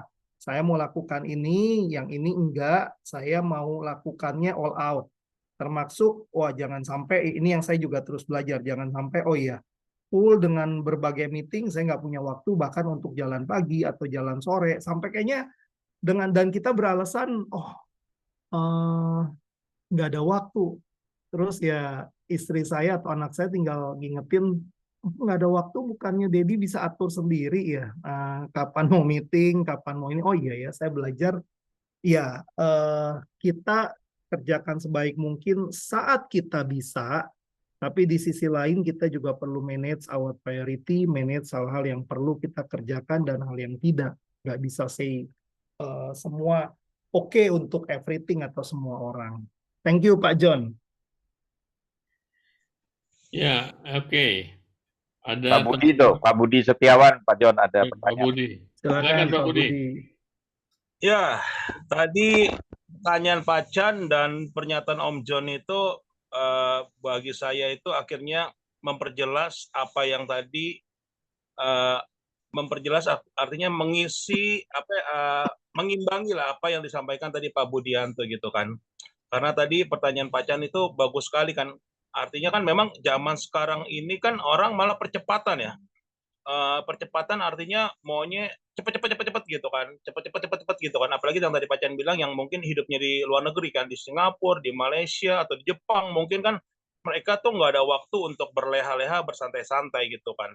Tapi yang disampaikan oleh Pak Budianto menurut saya juga nggak ada salah, karena mungkin itu kan dari pengalaman pribadi yang mungkin mau dibagikan kepada kita, nggak salah juga. Tapi akhirnya jawaban dari Pak Budi itu kan bagus kan menurut saya. Jadi artinya memang di sini akhirnya kita ngerti bisa memilah mana prioritas yang memang harus kita lakukan dengan segera gitu kan, atau mana memang yang bisa kita tunda, kita jedain, kita santain bisa.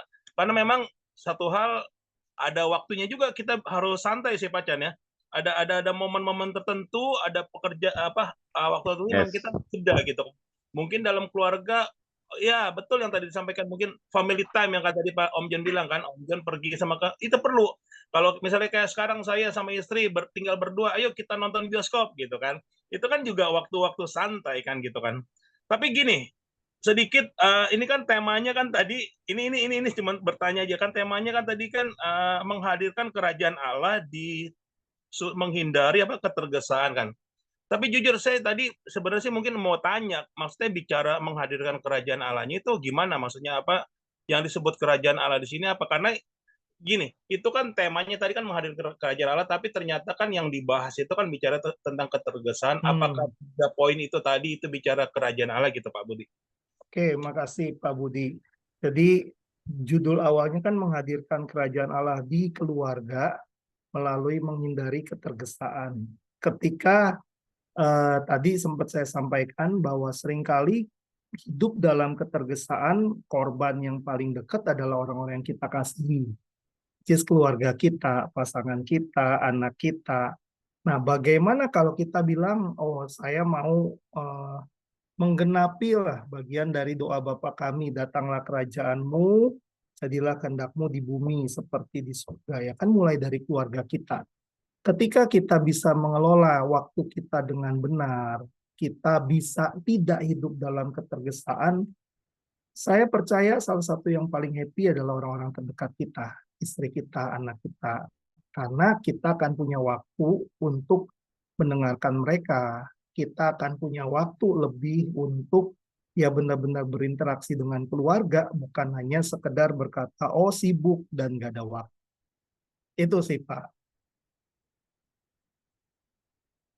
Pak Budi sudah terjawab ya. Oke, siap Om John. Lanjut Om John. Oke. Memang ini Pak, kalau kita membaca, saya sedang mempelajari kebenaran firman Tuhan ya. Dalam 1 Tesalonika 2 ayat 9 dikatakan, kalau kita lihat ini Pak ya, hampir tidak ada punya waktu lagi ya. Dikatakan, sebab kamu masih ingat, saudara-saudara, akan usaha dan jerih lelah kami, sementara kami bekerja siang malam supaya jangan menjadi beban bagi siapapun juga di antara kamu, kami memberitakan Injil Allah kepada kamu. Jadi zaman dahulu itu Paulus bekerja luar biasa ya. Sementara dia melayani, dia terus bekerja. Dan saya melihat Pak Budianto ya, ada banyak orang-orang yang terlibat dalam pelayanan Pak ya. Sehingga akhirnya keluarga yang korban.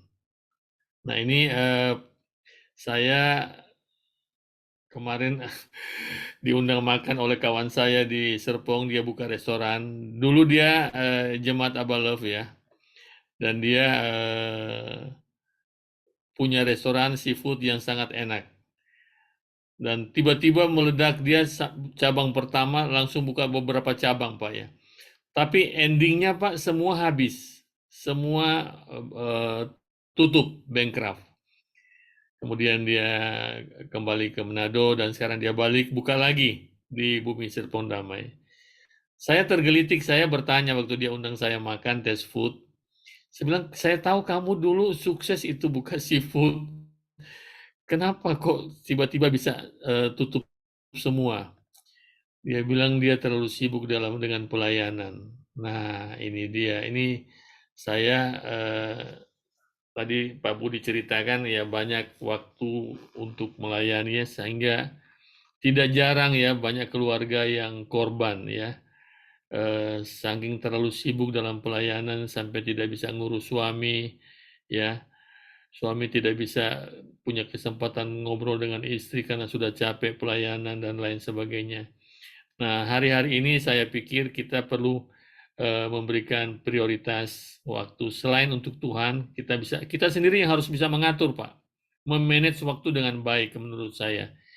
Ya, menghadirkan kerjaan Allah jangan dengan keadaan ketergesaan.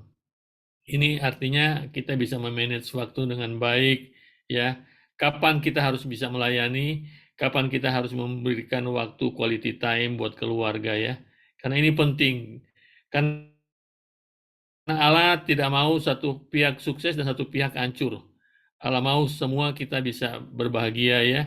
Jadi istri bisa menopang karena dia mempunyai waktu yang baik juga dengan kita. Ya, jadi saya ini termasuk orang yang ambisius dulu Pak ya, kejar sana, terbang sana kemari, sampai saya nggak punya waktu sampai akhirnya Tuhan strap saya dalam kamar gelap 9 tahun untuk saya istirahat total Pak.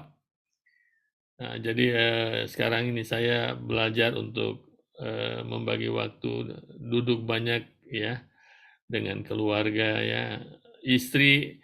Saya disuruh ke pasar, saya pokoknya menyenangkan, saatnya saya menyenangkan keluarga, menyenangkan istri. Anak saya bilang, "Papi ikut ke Bandung." Saya padahal ada acara. Saya bilang, "Oke deh," saya bilang, "teman-teman, saya nggak bisa ngikut ya acara hari Jumat besok karena saya harus antar istri, anak, dan cucu saya." Itu begitu saya hadir di tengah-tengah mereka, Pak, itu ada kegembiraan, sukacita, cucu saya itu senang, kita berenang tadi sama-sama. Inilah kehidupan keluarga yang saya pikir kita harus menghadirkan kerajaan Allah. Kemarin khotbah hari Minggu itu bagus sekali, ya. Bagaimana kita harus menghadirkan kerajaan Allah dalam rumah, yaitu kebahagiaan, sukacita, damai sejahtera. Itulah kerajaan Allah. Ya Pak Budi ya. Ayo, yang masih mau bertanya silakan. Makasih Pak John kesaksiannya ya. Oke. Salam semuanya. Ya, Ibu Salam. Nurina. Salam Bu. Ya, saya juga diingatkan kembali dengan firman Tuhan yang dikasih oleh Pak Budi. Thank you banget buat Tuhan pakai Pak Budi. Saya juga lagi belajar nih untuk quality time sama keluarga. Selama ini banyak waktu terbuang sebelumnya. Walaupun saya 6 bulan ini sudah berada di Amerika, saya atur waktu saya sesibuk-sibuknya. Benar yang kata Pak Chandra tadi. Apalagi di Amerika, 1 jam tenaga kita dihargain gitu kan. Semenit waktu kita nggak bisa terbuang sia-sia. Tetapi saya kasih pengertian sama anak-anak, menantu, cucu di Indonesia, kami tetap quality time, chatting setiap hari. Saya selalu ingatkan mereka untuk firman Tuhan saat teduh. Nah, untuk teleponan, video call, sama cucu, menantu, anak itu saya atur waktu hari Sabtu, Sabtu pagi di Amerika, Sabtu malam di Indonesia kan, karena disitulah saya bisanya libur. Jadi saya nggak mau saya semata-mata mencari duit selama di Amerika ini. Saya saat teduh sama Korambio sama Bapak di surga, sama anak-anak tetap saya jalin semuanya gitu. Saya juga lagi belajar dan puji syukur firman Tuhan pagi ini yang diingatkan lagi kembali buat saya untuk quality time buat keluarga sama Bapak di surga. Walau sesibuk saya di Amerika ini, semenit, 2 menit, 3 menit saya sempatkan Korambio sama Bapak gitu. Mengucap syukur di tempat kerjaan juga saya mendatangkan kerajaan Allah, saya lagi belajar sampai saat ini dengan teman-teman lingkungan kerja saya yang bukan orang Indonesia, yang orang Spanyol, orang Kamboja dan segala macam. Saya tunjukkan kerajaan Allah ada di dalam hidup saya. Tuhan tidak gampang selama 6 bulan ini saya melakukan di tempat kerjaan saya, tapi mereka saat ini sudah melihat bahwa saya ini adalah Allah. Jadi ada 2-3 orang yang sudah bertanya-tanya sama saya, bahkan ada orang Spanyol yang saya lagi layanin dan dia mau bertobat dan dia minta Alkitab sama saya untuk bahasa Inggris. Saya lagi coba untuk minta sama Bapak Gembala saya Lukas Kusuma yang saya bertempat gereja ibadah dan tertanam melayani di Bethany Miracle Center di Philadelphia. Saya mohon dukungan doanya semuanya bagaimana saya tetap bisa menjadi saluran berkat, bisa melayani Tuhan walaupun saya sesibuk apapun di Amerika ini. Terima kasih, Tuhan Yesus memberkati kita semuanya untuk menjadi tetap tegar di dalam Tuhan. Amin. Terima kasih Bu Nur Haida. Luar biasa ya. Waktu yang kita berikan buat Tuhan itu harus juga kita bagikan buat keluarga ya, agar supaya pelayanan kita tidak menjadi cemoohan dari keluarga dan keluarga tidak memprotes bila mereka mendapatkan waktu dari kita. Mungkin masih ada lagi yang mau bertanya? Mumpung Pak Budianto masih bersama dengan kita. Ayo, siapa yang mau bertanya silakan raise hand. Pak Jimmy, ada yang mau ditanyakan? Ibu Linda Lanes, ada banyak nih. Ibu Yuliana.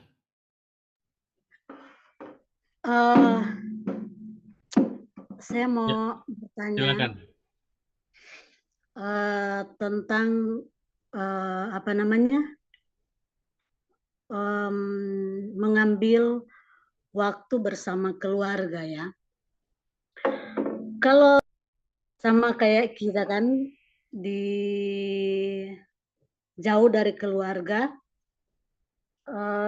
yang saya maksudkan dalam tanda kurung anak, dan untuk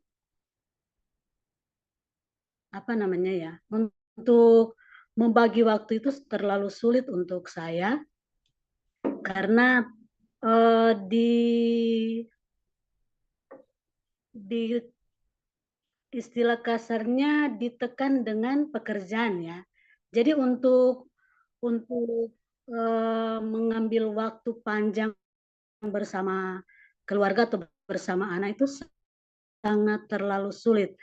Apa yang harus saya lakukan supaya walaupun waktu saya bersama anak itu tidak terlalu banyak karena selain tempatnya sangat berjauhan karena saya ada di Singapura, anak saya ada di Manado, dan untuk saya pegang HP saja itu siang itu kalau memang majikan stay di rumah itu memang sangat sulit untuk saya pegang.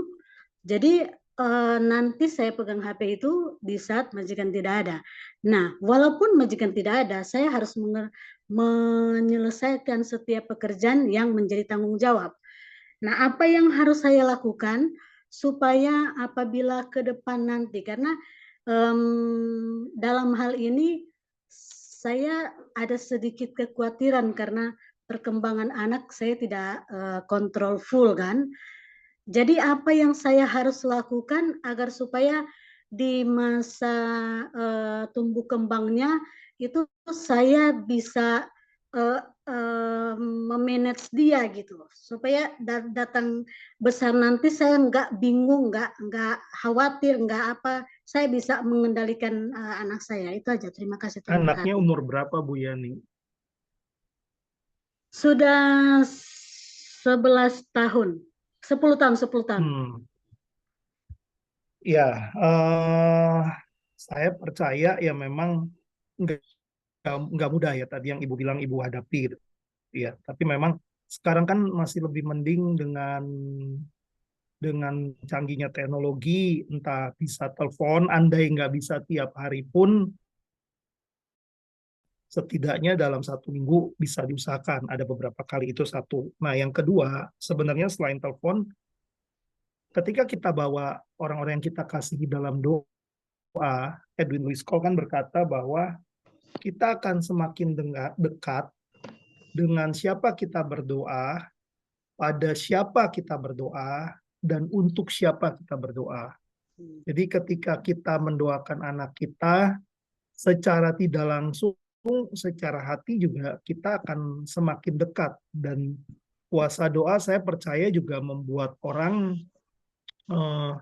Tuhan bekerja lah dalam diri anak ibu. Ya. Itu hal kedua yang bisa dilakukan. Nah, hal ketiga, saya belajar dari salah satu mentor saya, Pak Budi Cahyono. Beliau juga anaknya ada yang di Amerika, ada yang lagi kuliah di tempat lain gitu ya. Tapi beliau selalu berusaha ambil waktu untuk ada mesbah keluarga atau doa bersama. Mungkin nggak ideal, belum tentu apa yang dilakukan oleh mereka setiap hari bisa dilakukan oleh kita juga gitu. Tapi setidaknya tidak harus ngikutin 100%, tapi yang kita tangkap kan esensinya, oh iya ya, ketika ada waktu selain ngobrol, ada waktu doa bareng, ibu doain anaknya, anak ibu doain ibu, atau keluarga yang lain juga, itu membuat lebih dekat secara hati juga. Jadi berbagai hal bisa kita lakukan. Nah, memang apa yang saya sharingkan ini belum tentu solusi yang terbaik juga. Mungkin hanya beberapa tips yang tadi saya sampaikan. Tapi saya percaya kerinduan ibu untuk terus bangun komunikasi yang sehat dengan anak, kerinduan ibu untuk terus punya hubungan yang baik, itu juga Tuhan akan kasih jalan keluar lah. Dia yang bisa dilakukan tetap berusaha kontak. Yang kedua, jangan lupa doain setiap hari, doain berkati anak, berkati keluarga. Dan yang ketiga, ambil waktu juga, kalau bisa ambil waktu untuk doa bareng bersama dengan anaknya. Oh ya, terima kasih Pak. Sama-sama Bu Yani. Ya, saya rasa Bu Yani tadi bisa menyimak ya apa yang dikatakan Ibu Nurhaida ya. Cari waktu yang baik, yang pas untuk tetapkan 1 hari misalkan dalam seminggu untuk mungkin izin waktu ada di gereja, selesai jam gereja itu kan siang, jadi bisa janjian sama anak itu ada komunikasi, sekarang teknologi kan bisa video call, bisa lihat dia. Dan jangan lupa selalu memuji dia, anak ini jangan video call terus marah-marah ya. Itu mungkin membuat anak itu senang tiap kali sudah mau hari Minggu, oh saya mau ketemu, mau lihat mama, mau lihat ini. Ini hal yang penting buat kita semua ya. Di sini banyak pekerja-pekerja yang ada di luar negeri ya. Nah, jadi berjauhan dengan keluarga. Ada yang lagi mau bertanya, Pak Esra? Istri berjauhan, bagaimana quality time-nya? Coba Pak Esra bagikan pengalaman istri di Jakarta, Pak Esra di Solo, atau di mana? Semarang ya? Lanjut dulu Pak, masih di jalan ini Pak. Oh masih di jalan. Maaf ya. Oke. Pak Gunadi, ada yang mau dibagikan Pak Gunadi?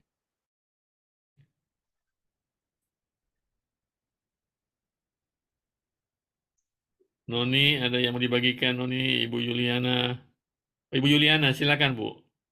Ya betul, terima kasih Pak. Memang benar, luar biasa firman yang dibawakan pada malam hari ini, sangat-sangat mengingatkan. Tapi benar juga sih, kita tuh harus selalu menjalin hubungan dengan keluarga gitu. Kebetulan saya juga selalu mengambil waktu untuk selalu komunikasi dengan anak, suami, dan keluarga gitu. Karena saya meninggalkan anak-anak. Pertama saya mau masuk Singapura dulu itu nggak diizinin sama suami. Suami saya bilang, kamu mengutamakan mau cari uang apa anak. Tapi karena kita hidup di Jakarta kan, ya pasti Bapak tahu kehidupan di Jakarta, kalau kita kurang ini ya, mas, sedangkan saya tuh punya anak 3 gitu loh Kak.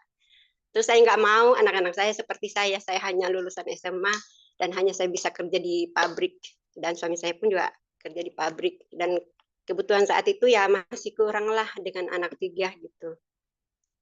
Terus saya ambil keputusan untuk pergi ke Singapura.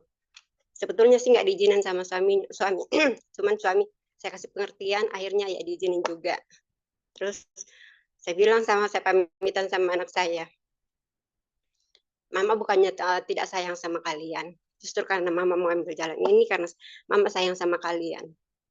Ya namanya anak-anak ya nggak inilah ya, cuman ya dengan dalam keadaan terpaksa saya meninggalkan mereka. Nah, tapi puji Tuhan saya dapat majikan yang begitu baik, sangat mengerti. Bahkan kadang-kadang dia ingatkan saya, you have to call your family ya. Aku bilang ya mem. Jadi dia selalu ingatkan. Jadi saya nggak ada alasan untuk menghubungi keluarga saya. Terus udah gitu, anak-anak saya pun juga selalu menunggu sebelum saya SMS kah, apa telepon kah, anak-anak tuh sangat menunggu-nunggu setiap hari gitu. Kadang anak saya yang terakhir tuh kalau mengerjain PR aja nunggu saya kadang katanya. Jadi kadang suami saya SMS, Mak, lu belum SMS anakmu tuh, belum mau tidur katanya. Terus kadang-kadang tuh kalau saya udah SMS saja, udah senang banget tuh. Terus dia bilang, Adik udah kerjain PR belum? Belum, Mak, kan Mama belum SMS, Mama belum suruh begitu. Jadi setiap saya selalu melihat jam, oh ini waktunya ini. Saya selalu ingetin, Dek, kerjain PR ya. Kadang-kadang tuh dia kalau ini, dia nanya-nanya ke saya, Mama, ini soal ini, ada nggak ngerti, Mama tahu nggak sih? Kadang-kadang saya bantuin mereka gitu. Jadi selalu ada komunikasi. Jadi anak 2 ini memang kayaknya amat sangat tergantung sama saya juga. Kalau suami saya ya mereka juga sayang, tapi kalau suami saya itu dianggapnya teman, sama bapaknya aja dipanggilnya bro gitu kan. Jadi dia agak-agak keinian ke saya gitu. Tapi anak saya yang pertama kan perempuan. Kalau saya selalu telepon mengingatkan Kak, sekolah ya yang benar ya, kerjain PR ya ini. Kayaknya dia merasa terganggu sekali. Sangat terganggu kalau saya SMS apa telepon, apaan sih Mama ini kayak ini gitu. Jadi kadang ya akhirnya itu yang saya pernah pada malam itu saya minta doa, akhirnya dia ini kayaknya nggak mau dia diganggu gitu. Tapi yang 2 ini puji Tuhan, tapi ya saya selalu juga berdoa ya Tuhan, saya tidak bisa selalu ada di samping mereka, tetapi saya selalu komunikasi sama mereka, saya selalu bawa dalam doa. Akhirnya di yang 2 ini ya puji Tuhan, mereka juga, bahkan yang anak bontot kemarin tuh sudah dibaptis. Itu semua ininya semua karena ya mendengarkan arahan-arahan kita. Jadi ya itu benar Bapak tadi bahwa kita tuh selalu mengambil waktu dan kesempatan untuk keluarga, adakan komunikasi, adakan sharing-sharing begitu. Akhirnya walaupun saya jauh Pak, saya selalu kontrol anak-anak saya, suami saya, dan mereka pun juga selalu, Mama udah makan belum, Mama udah ini belum. Jadi di situ kebetulan majikan juga ya sangat mengerti dengan kita ya. Jadi ya kerja enjoy lah, nggak terlalu nih. Tapi bukan berarti ini kita nggak tahu diri. Justru kita dihargain seperti itu, saya juga lebih tahu diri. Oh iya, majikan saya sudah memfasilitasi segala macam. Jadi saya juga harus tahu diri di situ. Jadi saya mengucap syukur, puji Tuhan, terima kasih sama Tuhan, dan selalu saya mendengar ikut di forum-forum ini di setiap hari Rabu untuk banyak belajar, karena saya juga masalah iman tuh kayaknya masih kurang-kurang, baru mau belajar, baru start. Itu aja sih Pak, terima kasih. Semoga dia dikuatkan lewat Zoom seperti ini. Terima kasih Bu Yuliana ya. Ya, memang sulit ya Bu ya. Kita memang, saya kadang-kadang prihatin ya kalau mendengar cerita kisah-kisah banyak hal ya yang karena memang keadaan akhirnya terpisah dari keluarga ya. Tapi yang penting Bu ya, terus berdoa bagi mereka dan membangun komunikasi. Saya pernah katakan bahwa saya pernah dengar dan baca satu tulisan dikatakan begini, bila kita tidak mendoakan keluarga, setiap kita berdoa tidak menitipkan mereka kepada Tuhan, kita seperti menonton dari televisi bila mereka mengalami kecelakaan atau seperti kita sering nonton ada banjir, orang-orang yang terhanyut oleh banjir. Seperti itulah kira-kira keadaan keluarga kita yang kita tidak doakan. Jadi saya setiap pagi bangun tidur, malam bangun mau tidur, saya bawa semua keluarga saya maupun saudara-saudara saya dalam doa. Ingatkan kepada Tuhan bahwa mereka itu memerlukan pertolongan dari Tuhan dan perlindungan. Ya, betul. Karena penting sekali ya, hari-hari ini kita harus mendoakan keluarga kita selain kita mendoakan aktivitas kita. Karena doa itu adalah salah satu yang membuat ikatan tali kasih kita dengan keluarga terus terjaga. Dan Tuhan selalu mendengar setiap doa yang kita naikkan dengan tulus, memohon kekuatan perlindungan dari Tuhan. Itu Allah Roh Kudus selalu memberikan kekuatan lewat doa-doa yang kita naikkan. Terus bangun hubungan. Kita berterima kasih ya kepada Tuhan karena hari-hari ini teknologi yang diberikan kita pakai hari-hari ini kita sudah bisa lihat. Dulu kan baru pakai SMS. Pakai SMS, waduh dia jawab atau tidak nggak tahu, ya kan? Kita menunggu dan menunggu. Sekarang ini kita bisa telepon langsung, bisa lihat video call, ya seperti Zoom malam ini saya bisa lihat Pak Budianto bicara, saya bisa lihat Yani, semua kita bisa lihat. Ya, ini kita berterima kasih kepada Tuhan. Dan firman Tuhan sekarang sedang digenapi. Kedatangan Tuhan, dulu saya berpikir begini, di Alkitab katakan kan waktu Tuhan datang semua mata bisa melihat. Bagaimana caranya saya bilang saya di kampung ini bisa lihat Tuhan datang di Timur Tengah sana, ya di Israel.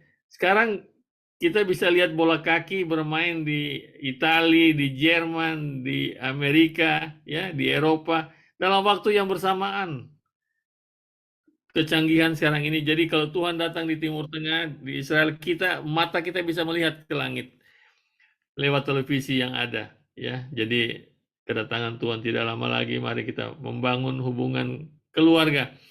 Allah sangat menghargai keluarga.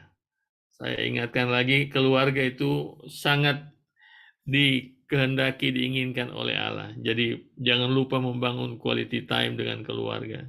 Terima kasih nih Pak Budianto. Masih ada lagi yang mau bertanya? Malam Pak John. Silakan. Apa kabar Pak? Ya, terima kasih Pak John. Senang sekali saya hari ini bisa dengar dari Pak Budianto. Sepertinya apa yang sudah diutarakan begitu ideal menurut saya. Dan itu cocok biasanya di atas umur 50. Karena sudah mencapai keseimbangan antara tubuh, emosi, dan spiritual. Tingkatnya seperti Pak Budianto menurut tingkat suhu menurut saya. Kalau dalam profesi saya sebagai seorang Shinsei, dalam filsafat orang Chinese, yin dan yang, terdapat keseimbangan. Kalau sudah mencapai keseimbangan, orang itu menjadi sehat, baik secara fisik maupun psikis. Tapi yang kita bicara ini anak-anak muda yang di bawah umur, misalkan katakanlah di umur 35 ya, di bawah antara 17 sampai 35, itu biasa unsur yang-nya terlalu tinggi. Dia begitu panas, yang itu panas. Dia harus bergerak terus. Dia penuh energi. Ya, jadi kalau dibicara dia disuruh slow down, dia akan sakit, gitu kan. Nah, sekarang kehidupan bukan tambah persaingan bukan tambah lambat, tambah keras menurut saya. Ya, untuk misalkan orang retail itu setiap jam dia harus lihat handphone. Apakah ada pesanan barang hari ini? Sampai tengah malam. Lalu yang tingkat yang kebetulan agak bagus pendidikannya, dia main saham. Dia akan monitor dari pagi sampai malam karena buat lihat bursa saham di luar negeri. Ya kan? Jadi buat dia waktu itu bukan hanya seperti kayak zaman dulu time is money, tapi mungkin istilahnya apa ya? Time is multiplication, multiplikasi. Jadi kalau modal 1 juta, kalau bisa bukan 10 juta untungnya, tapi mungkin 500 juta. Ya, jadi kebendaan itu sangat tinggi menurut saya. Jadi ada dulu saya juga nggak ngerti, ada yang mengatakan seperti ini. Di dalam relung hati kita yang paling dalam itu ada satu ruang yang kosong. Kalau diisi dengan hal-hal yang duniawi, itu seperti orang di tengah laut. Dia sedang minum air laut. Dia tidak akan terpuaskan. Karena setiap dia minum, dia tambah kasihan, dia harus minum lagi. Jadi orang-orang anak muda seperti itu, dia terus tidak ada waktu untuk katakanlah menghadirkan kerajaan Allah. Padahal setiap hari dia bicara tentang doa Bapa kami. Datanglah kerajaanmu seperti di bumi seperti di surga kan. Tapi dia tidak hayati hal seperti itu. Mungkin setiap minggu dia pun ke gereja, dia melakukan hal seperti itu. Mungkin di kegiatan mereka, di marketplace juga mereka mengadakan ibadah. Tapi yang ada dalam pikirannya selalu persaingan. Gitu. Kalau hari ini dia tidak bisa laku jual barang, dia akan lihat pesaing dia, barang apa yang dijual di sana. Jadi begitu kerasnya persaingan ini di zaman digital ini. Jadi akhirnya mungkin firman Tuhan berkata, kasih lama-lama akan menjadi dingin. Orang tidak akan saling mengasihi lagi. Nah, tapi tadi saya senang sekali mendengarkan kesaksian Pak John. Doa itu sebenarnya napas orang Kristen, orang percaya. Saya percaya dengan doa itu, kebekuan itu akan dilumerkan. Kekakuan itu akan dibuat lebih lembut. Jadi hanya dengan doa, kita orang-orang tua hanya bisa berdoa buat anak kita. Termasuk salah satu kewenangan saya, kerja di suatu perusahaan besar, bagian legal, setiap hari terbang setiap ke kota-kota lain. Kalau Sinca kita ketemu, saya suka tegur gitu. Gimana nih? Kok nggak ada kabarnya? Masih soal pasangan. Iya Om, mungkin tahun depan. Tiba-tiba sekarang umur sampai 50. Dia udah mesti diobral kali. Udah nggak laku. Tiba-tiba waktu begitu cepat berlalu. Dia mengisi waktu-waktu itu untuk hal-hal yang tidak ada prioritas. Rutinitas saja gitu. Tingkat rohani juga sangat lemah saya lihat. Ya. Jadi saya setuju sekali dengan Pak Budianto hari ini. Penjelasannya begitu lugas. Dan itu menurut saya tingkat keseimbangan sudah sangat tinggi. Makasih Pak John, makasih Pak Budianto. Makasih Pak Gunadi. Makasih Pak Gun.